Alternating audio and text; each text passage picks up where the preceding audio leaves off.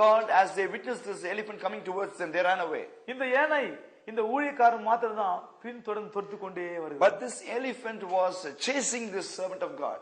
இவர் ஓடி ஒரு பெரிய கம்பத்தின் மேல் ஏறி உட்கார்ந்தார். He ran and he stood upon a post. அந்த யானை அப்படியே கம்பத்தை அப்படியே வளைத்து கீழே போட்டு விட்டது. And this elephant bent the rod over there and stood upon him.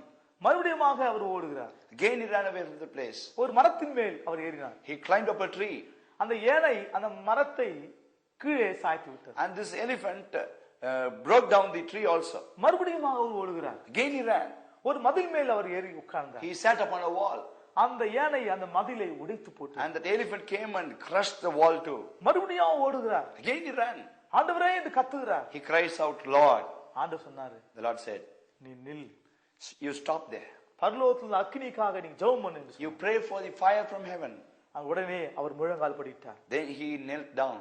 யானை துரத்தி கொண்டு வருகிறது. The elephant was chasing him.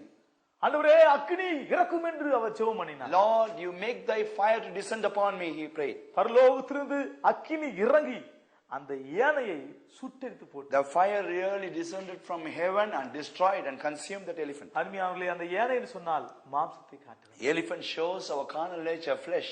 நாம் அந்த அக்கினி அபிஷேகத்தினாலே இந்த மாம்சத்தின் வல்லமைகளை நாம் அழிக்க வேண்டும். By the fiery anointing we should destroy this carnal nature and the flesh.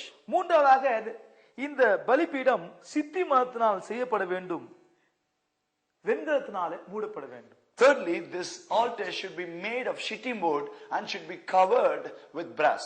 எதை கட்ட சாதாரண மனிதனை தேவன் கிருபை கொடுத்து அவர் பாதுகாப்பதை காட்டுவது. The Lord gives enormous grace unto an ordinary man and preserves him. சித்தி மரத்தினால் செய்யப்பட்டு வெண்கலத்தினாலே மூடப்பட வேண்டும். It is made of the shittim wood and covered with brass.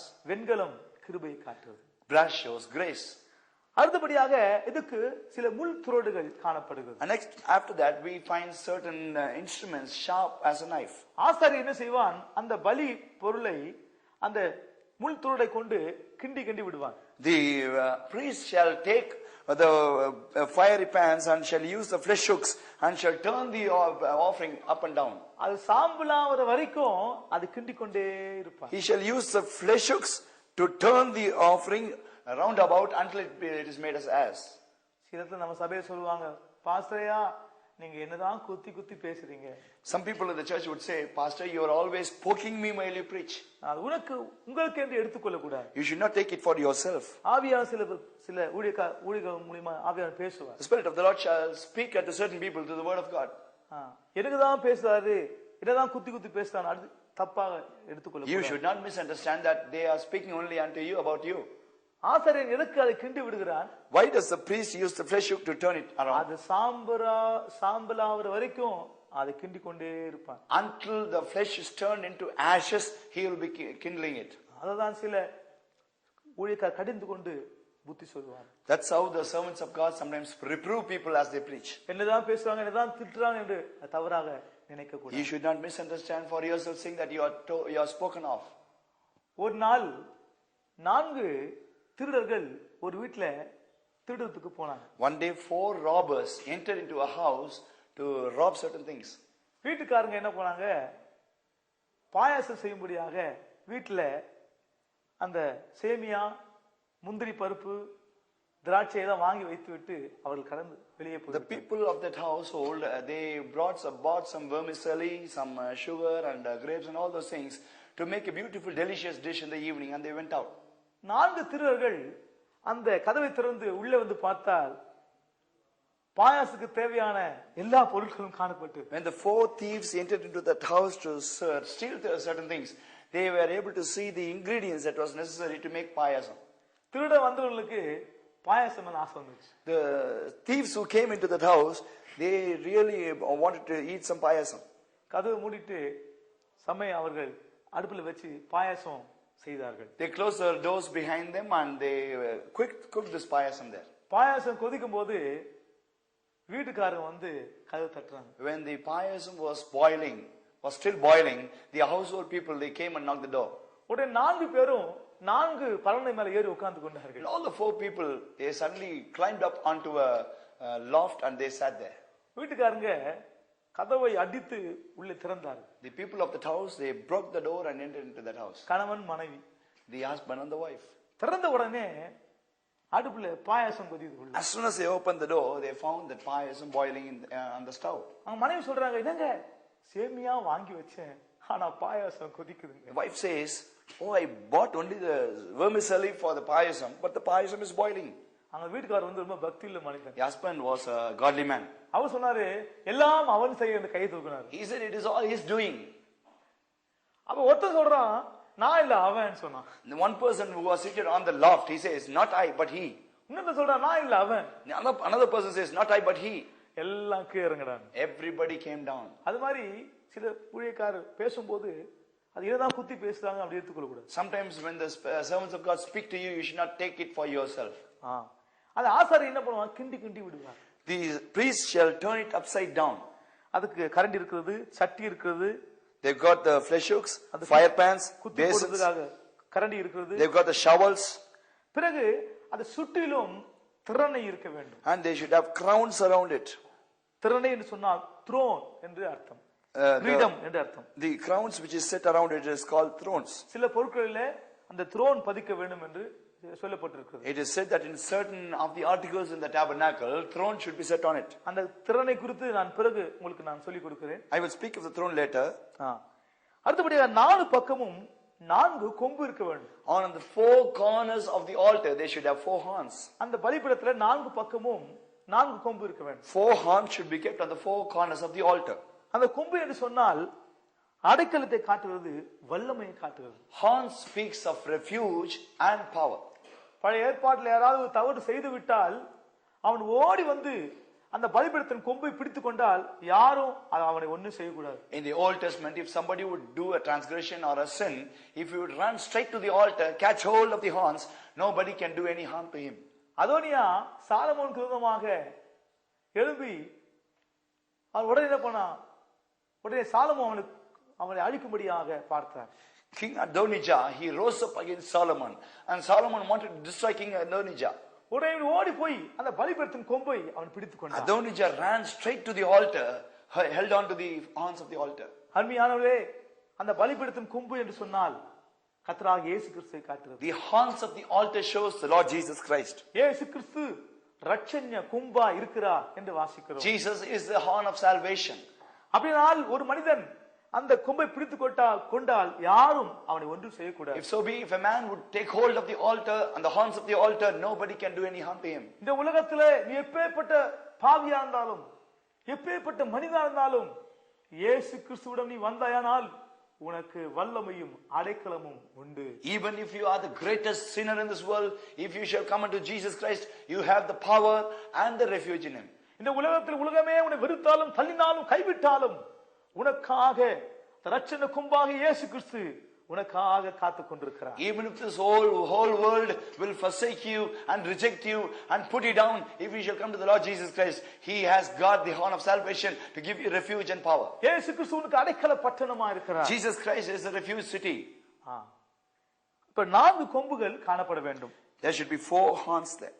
அதுபடியாக அந்த சாம்பல் அந்த பலிபீடத்தின் நடுவாக ஒரு சல்லடை காணப்பட வேண்டும்.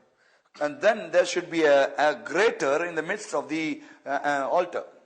அந்த பலிபீட பொருளை ஆசாரியன் கிண்டி கிண்டி விட்டு அந்த சாம்பல் எல்லாம் அப்படியே கீழே வரும். Once the priest turns all the flesh into ashes, the ashes will fall through the grater. அப்ப சல்லடை என்று சொன்னால் தேவன் நம்மை புடமிடுவதை காட்டுகிறது. The grater shows the Lord is a refining Lord. நாம் சாம்பலா வரைக்கும் ஜலிக்கப்பட வேண்டும். We should be refined and we should be sieved until we are completely purified. யோசேப்பை கர்த்தர் சொன்ன வார்த்தை நிறைவேறும் மட்டும் வசனம் அவனை புடமிட்டது. The word of the Lord tried Joseph until what was spoken of him be fulfilled. பிறகு இந்த சாம்பலை கொண்டு போய் பாளையத்துக்கு புறம்பாக போடப்பட வேண்டும். Then they should put the ashes without the camp. இந்த பலிபீடம் என்று சொன்னால் ஒப்பு கொடுக்கிறதான ஜீவியத்தை காட்டுகிறது. Altar shows the life of submission. அருமையானவர்களே, நாம் தேவனுடைய கரத்திலே நம்மை ஒப்பு கொடுக்க வேண்டும். Beloved, we should surrender ourselves into the hands of the Lord. வேதம் சொல்லுகிறது உற்சாகமாய் அவரிடத்தில் ஒப்பு கொடுக்க வேண்டும். The word of God says that we should wholeheartedly surrender to him. நீதியின் ஆயுதங்களாக அவர் ஒப்பு கொடுக்க வேண்டும். We should surrender ourselves as the instruments of righteousness. உங்கள் சரீரங்களை ஜீவபலியாக ஒப்பு கொடுக்க வேண்டும் என்று அப்போஸ்தலனாகிய பவுல் ரோமர் 12ஆம் அதிகாரத்திலே இருக்கிறார். The word of God says that you should surrender yourselves as a living sacrifice. ஜீவபலி என்று சொன்னால் நம்முடைய ஆசை, நம்முடைய வாஞ்சை, நம்முடைய விருப்பம் எல்லாவற்றையும் ஆண்டவருடைய கரத்திலே ஒப்பு கொடுக்க. Living sacrifice means we should surrender all our desires and longings and all our things into the hands of the Lord.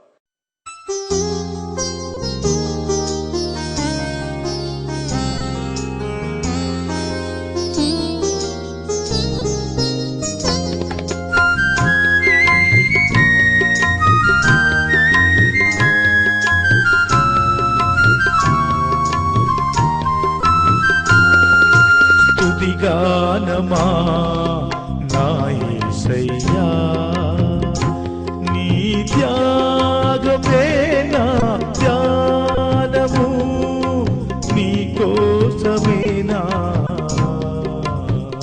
శ్రేష్ఠ జీవితం స్తుతిగానమా నా యేసయ్యా యేసయ్యా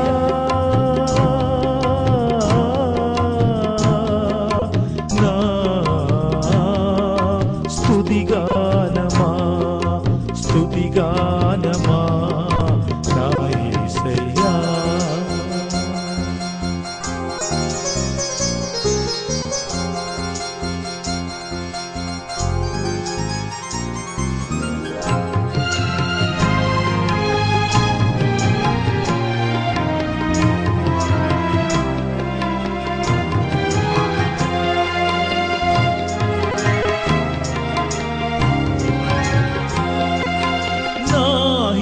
స్థితి చూచి నా రక్షణ శృంగమై నాహీన స్థితి చూచి నా రక్షణ శృంగమై నా సన్నిధి నీ తోడని నన్ను ధైర్యపరచినా సన్నిధి నీ తోడని నన్ను ధైర్యపరచినా నా నజరేయుడా నా నజరేయుడా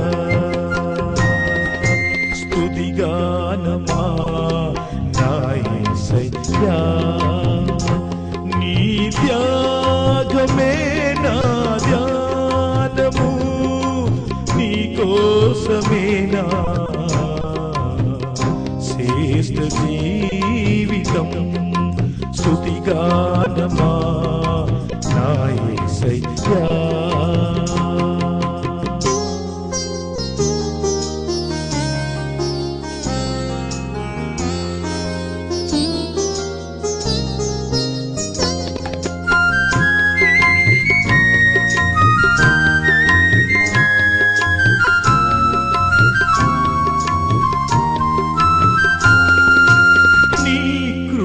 పొందుడకు